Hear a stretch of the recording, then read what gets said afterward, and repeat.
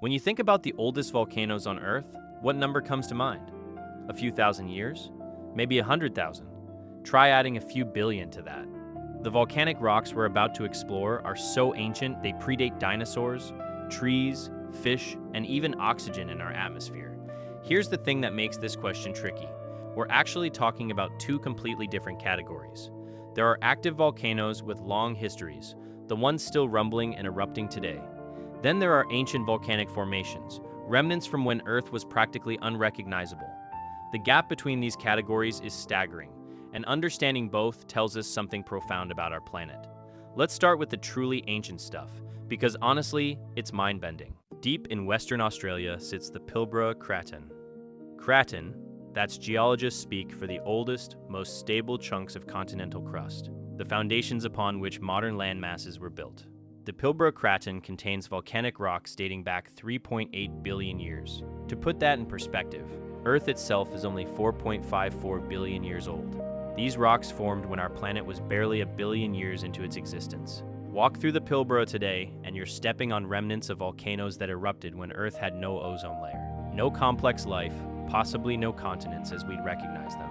The Dresser Formation within this region clocks in at 3.48 billion years old, making it one of the best preserved snapshots of Earth's infancy. What makes the Dresser Formation extraordinary isn't just its age.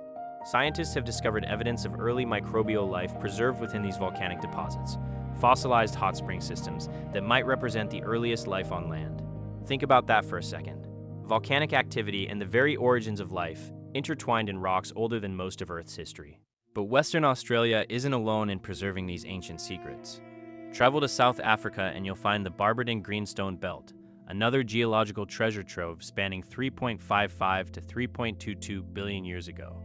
Greenstone belts are sequences of volcanic and sedimentary rocks that somehow survived billions of years of geological chaos.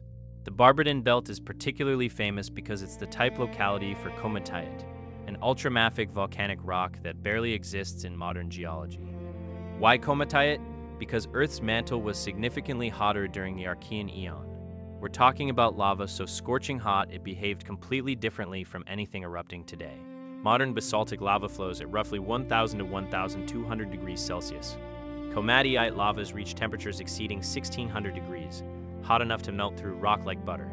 The volcanic landscape of ancient Earth was genuinely alien. These greenstone belts in Australia and South Africa represent only two locations on the entire planet where such ancient, well-preserved volcanic rocks exist. Most of Earth's early crust has been recycled, subducted back into the mantle through billions of years of plate tectonics. The survival of these formations required perfect conditions, stable cratons that avoided major deformation, just enough metamorphism to alter but not destroy the original rock structures, and protection from erosion across unimaginable timescales. Only the Barberton Greenstone Belt and the Pilbara Greenstone Belts contain well-preserved Paleoarchean rocks that experienced relatively minor deformation. The rarity makes them invaluable windows into Earth's youth. Now, there's even older volcanic material. The Nouveau-Agitu Greenstone Belt in Quebec, Canada contains rocks potentially dating back 4.3 billion years. 4.3 billion. That places these deposits within the first few hundred million years after Earth's formation, a period when our planet was still being bombarded by asteroids, when the moon was much closer, when the day was only a few hours long. But here's where the story shifts dramatically. Those ancient volcanic rocks aren't volcanoes in any active sense. They're metamorphosed remnants, geological ghosts. When we talk about the oldest active volcanoes, the ones still erupting today, we're discussing a completely different timescale. We're dropping from billions of years to mere millions, even hundreds of thousands. Mount Unzen in Japan formed roughly 2.5 million years ago, making it one of the oldest active volcanoes we know. That sounds impressive, until you realize it's 1,000 times younger than the Pilbara volcanic rocks. Mount Etna in Sicily, with its 500,000-year history, is practically an infant by comparison.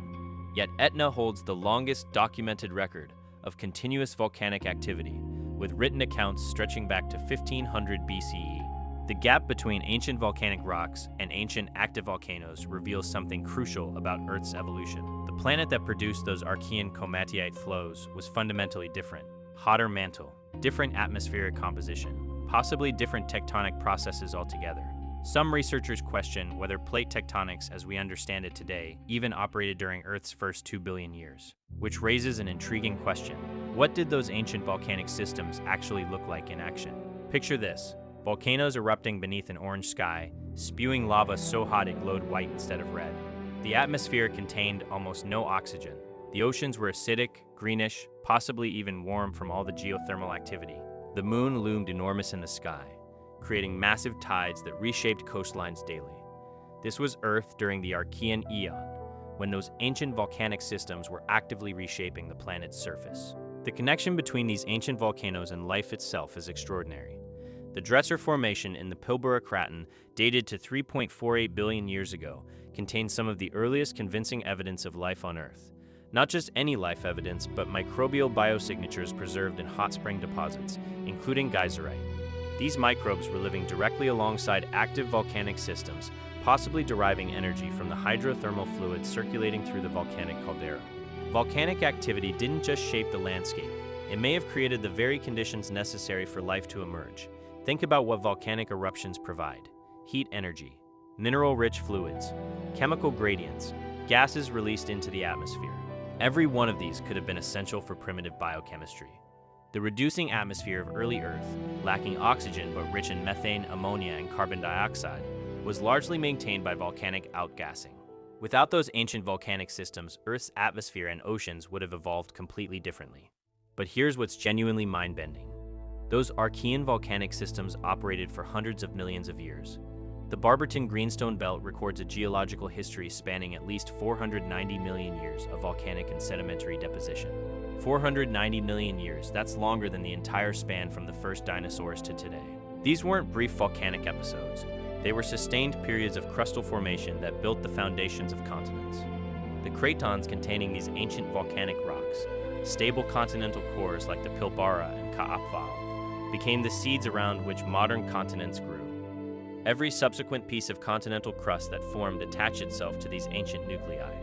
Stand anywhere on a continent today, and beneath your feet, potentially miles down, there might be rocks connected to these Archean cratons. Now, fast forward to modern active volcanoes. Mount Etna erupts several times per year, has done so for 500,000 years, and shows no signs of stopping. The volcano rises over 3,000 meters above Sicily's eastern coast, dominating the landscape, threatening the city of Catania below. Ancient Greeks and Romans documented its eruptions. The volcano has shaped Sicilian culture, economy, and mythology for millennia. Yet Etna's volcanic system is fundamentally similar to what we see across the planet today. Basaltic lava flowing at roughly 1,000 to 1,200 degrees Celsius. Explosive eruptions driven by dissolved gases. Stratovolcano construction through alternating effusive and explosive activity. The processes are well understood because they're happening now. Observable, measurable. Contrast that with komatiite flows. Nobody has ever witnessed a komatiite eruption because Earth's mantle simply isn't hot enough anymore to produce them. The last komatiites formed roughly 90 million years ago, and even those were rare anomalies. To see true widespread komatiite volcanism, you'd need to travel back over 2 billion years. Scientists study these ancient volcanic rocks using every tool available. Geochemical analysis reveals the composition of the magmas and, by extension, the mantle they came from. Isotopic dating pinpoints when the rocks formed with remarkable precision. Structural geology examines how the rocks were deformed, tilted, folded over billions of years. Each technique adds another piece to the puzzle of Earth's early history. The Yellowstone caldera represents yet another category: supervolcanoes. Created 631,000 years ago by a catastrophic eruption, Yellowstone sits atop a volcanic hotspot that has produced eruptions for 16.5 million years as the North American continent drifted westward over it. Some of these eruptions rank among the most powerful volcanic events in Earth's entire history. The scale is difficult to comprehend. What unites all these volcanoes, from ancient Archean systems to modern active mountains, is their role in planetary evolution. Volcanic activity recycles Earth's crust, releases gases that build atmospheres, creates new land, and possibly even kickstarts life itself. The oldest volcanic rocks preserved in Western Australia and South Africa aren't just geological curiosities.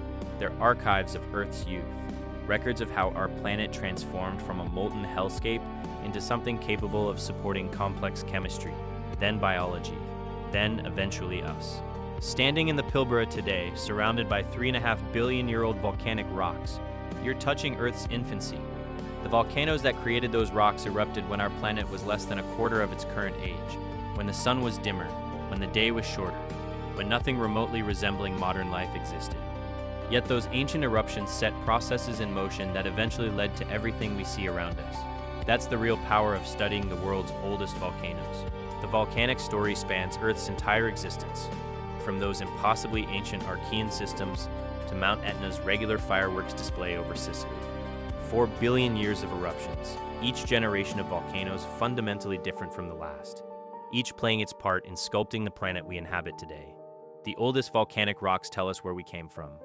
The active volcanoes remind us that Earth's story is far from finished. Our planet is still molten beneath the crust, still restless, still building and destroying land in an endless cycle that started when those first Pilbara volcanoes erupted beneath an alien sky.